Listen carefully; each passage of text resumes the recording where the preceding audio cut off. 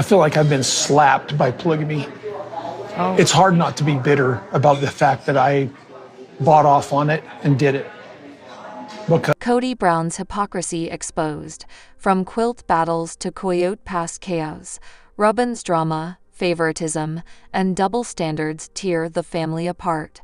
Secrets, manipulation, and rumors of a new wife shake the TLC saga. The story of Robyn, Kody, and the children is one that exposes a layered narrative of contradictions, hypocrisy, and manipulation. At its core, this saga reveals how the public image of morality and religious conviction can often mask a darker undercurrent of control, favoritism, and selective principles. What appears on the surface to be a family unified under faith and values slowly unravels into a timeline of double standards, lies, and discrimination.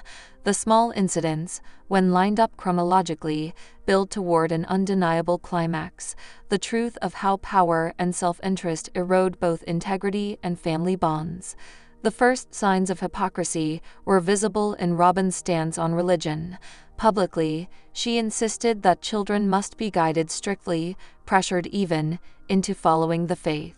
Her tone was rigid, almost moralistic, an iron fist wrapped in the velvet cloth of spirituality. Yet when it came to her own children, the rules magically shifted. Suddenly, pressure was harmful. Guidance turned into freedom of choice. The contradiction was glaring, a textbook display of selective morality. This was not a mere change of heart, but rather the exposure of duplicity. Robyn was willing to impose a standard on others while carving out a softer, privileged path for her own. Such double-faced behavior is not just hypocrisy, it's a form of control dressed as compassion, and the double standard cut deep within the family. Kody's pattern of dishonesty and two-faced behavior deepened the fractures. Before marriage, he hid relationships and conveniently altered timelines, leaving behind a trail of secrecy. When the lies surfaced, instead of accountability, he cloaked himself in religiosity. Righteousness became his shield, his carefully polished mask. Yet the lifestyle he pursued told a very different story. While preaching modesty, he indulged in luxuries, cars, ATVs, jewelry, and the kind of sprawling and mansion that symbolized status more than faith. The gap between his words and his actions was more than inconsistency, it was deliberate gaslighting.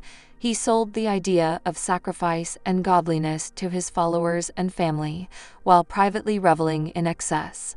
In this, his hypocrisy was not only personal but performative, a staged religiosity that served as a smokescreen for indulgence.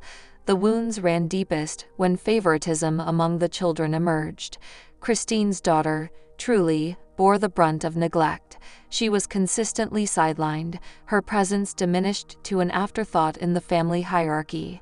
In stark contrast, Robyn's children, Saul and Ari, were elevated, receiving VIP treatment at every turn. This was not subtle, it was systemic. Whether in simple family interactions or major decisions, the bias was blatant. The message was clear: some children mattered more than others. Such treatment is more than favoritism, it is discrimination. And for a child, discrimination within their own home is not just painful, it is scarring. The imbalance of love and attention revealed the underlying mechanics of power within the family: Robyn's dominance, Kody's compliance, and the silencing of others. As these events unfolded over time, a timeline of decline became visible. It began with small inconsistencies, minor contradictions in Robyn's statements about religion, little lies in Kody's retelling of past relationships. But the inconsistencies snowballed. Robyn's hypocrisy became more explicit as she continued to exempt her children from the pressures she imposed on others. Kody's indulgences grew louder, his display of wealth bolder, while his words about faith and modesty became emptier. The discrimination against children hardened into a pattern, no longer deniable or ignorable. By the time Truly's neglect was being openly contrasted with Saul and Ari's privilege, the hypocrisy had reached its peak. The family dynamic was no longer about shared faith or love. It was about power, control, and favoritism wrapped in moral language. This story is not just about one family. It is a reflection of how hypocrisy corrodes trust. When leaders, whether in a household or a community, preach one thing and practice another, the damage is profound.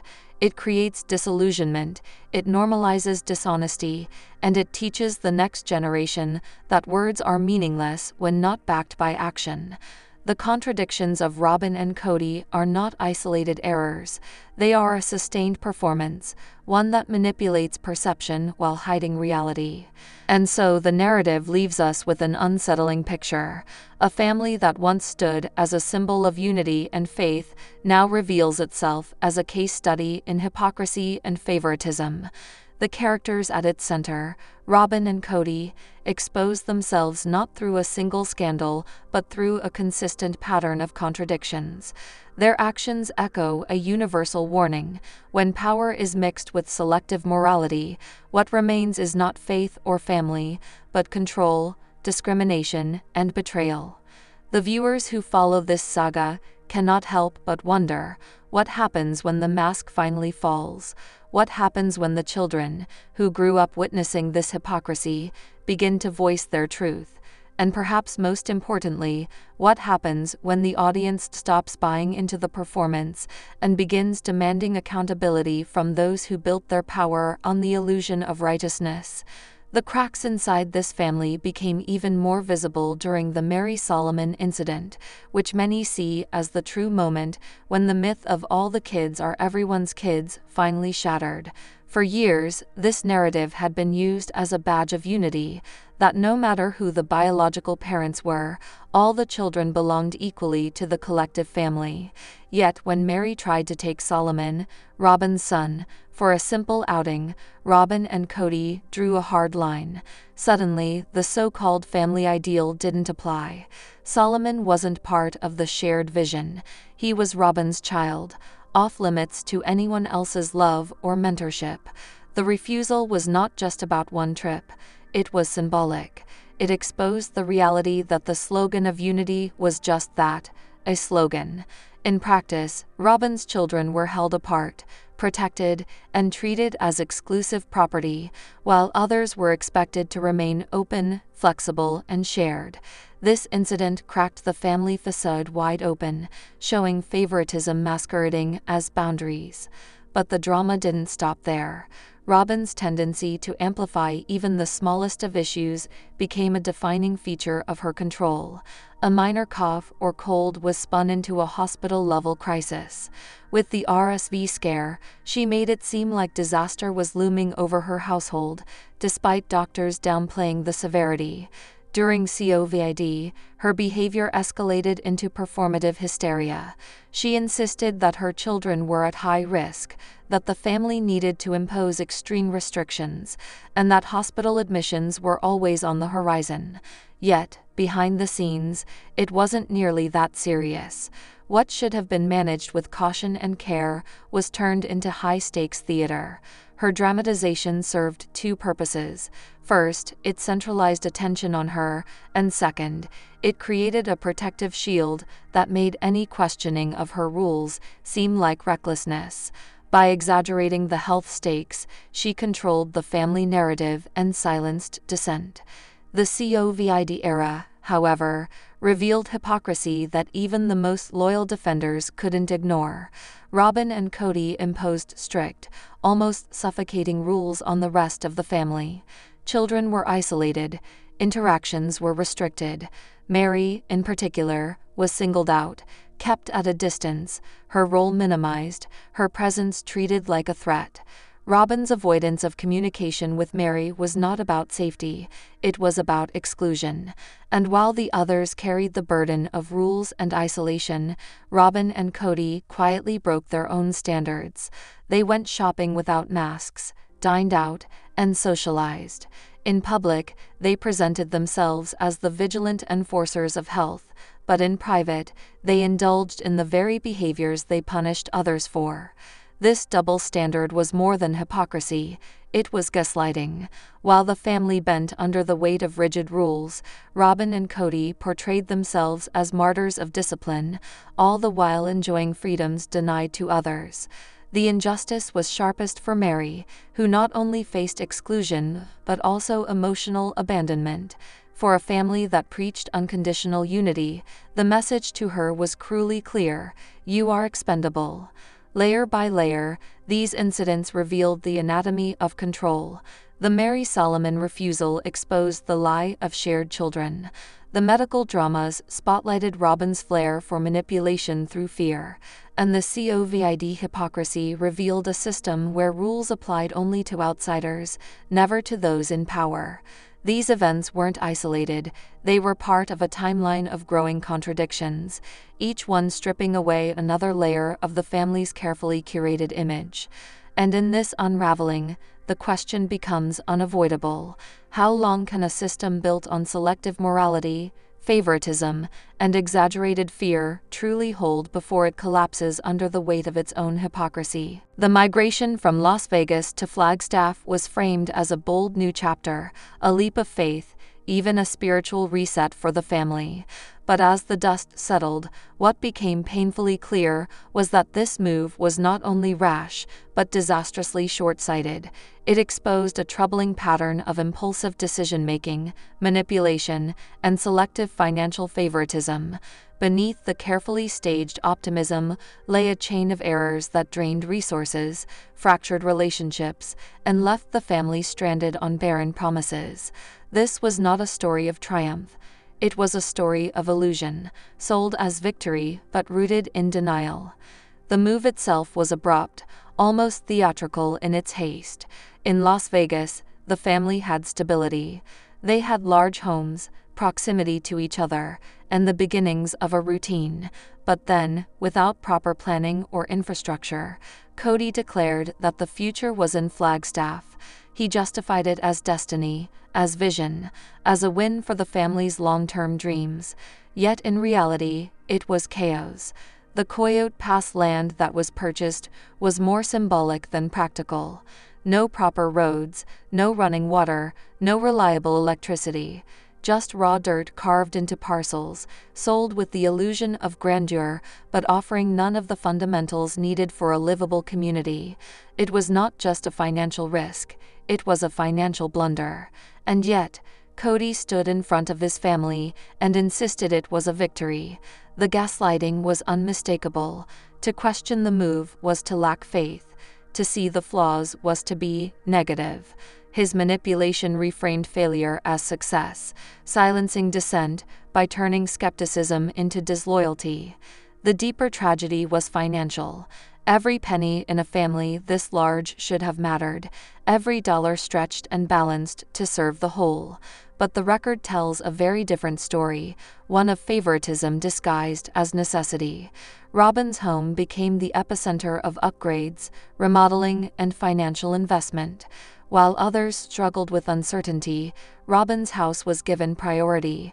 When that house was later sold, the financial benefits were not shared among the broader family, as one would expect in a collective system. Instead, the profits remained isolated, reinforcing Robyn's privileged position. Meanwhile, Christine, Janelle, and their children were left grappling with instability and uncertainty, their concerns dismissed as complaints rather than valid grievances. The imbalance of resources reflected the imbalance of attention.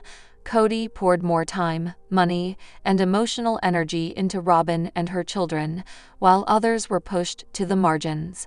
It was not just about favoritism, it was control. By concentrating resources into one household, Kody centralized his power, ensuring that Robyn's loyalty remained unshaken while others grew increasingly dependent or resentful. This was not family leadership, it was manipulation through selective investment. The hypocrisy was glaring. The man who preached unity was quietly fueling division, creating an uneven playing field where some had abundance and others scarcity. The timeline of this downfall reveals a calculated unraveling. It began with the sudden exodus from Las Vegas, packaged as a bold new adventure.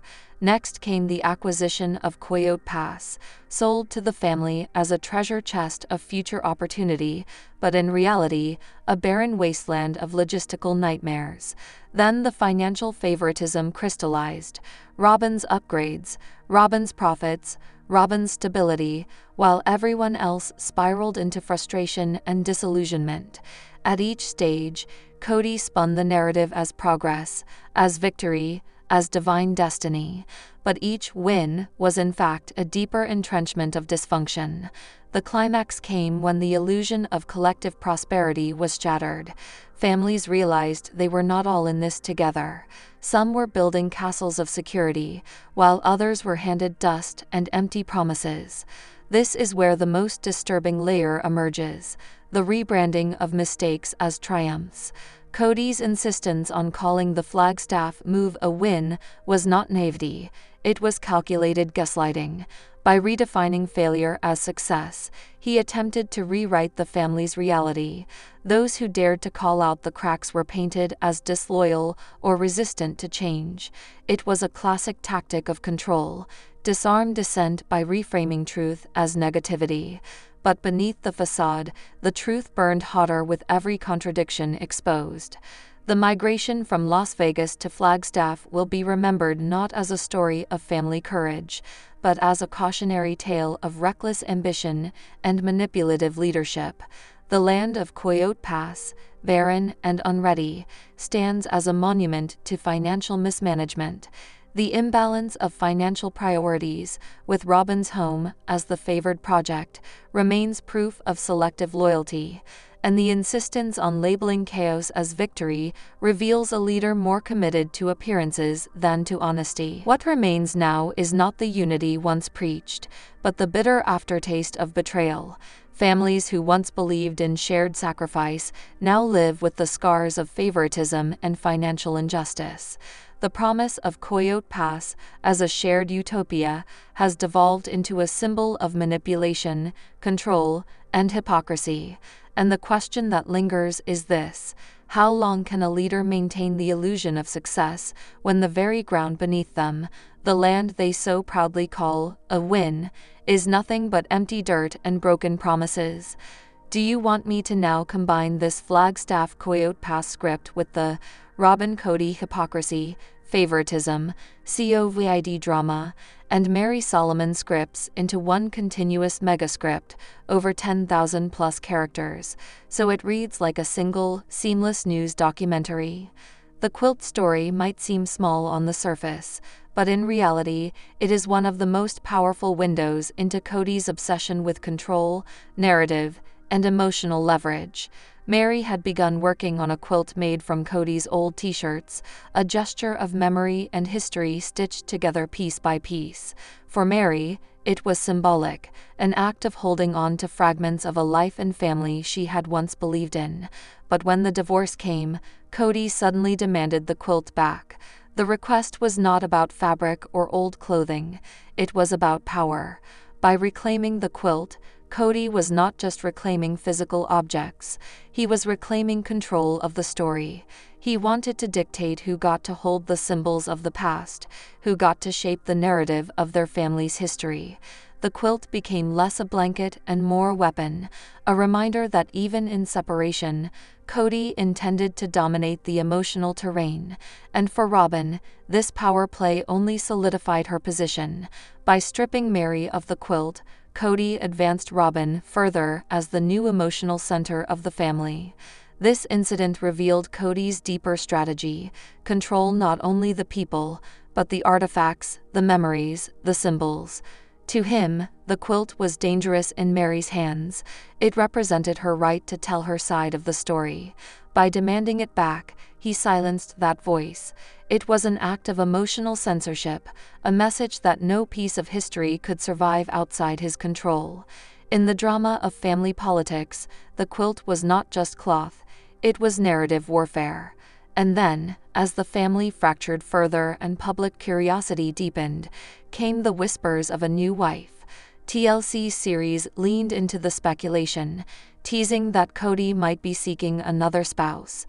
For viewers, it was explosive, a fresh chapter of drama, a way to keep the ratings high. But the question lingered, was this real, or was it another manipulation?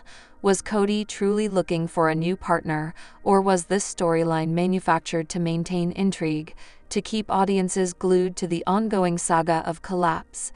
The ambiguity was deliberate, a way of weaponizing rumor as narrative fuel.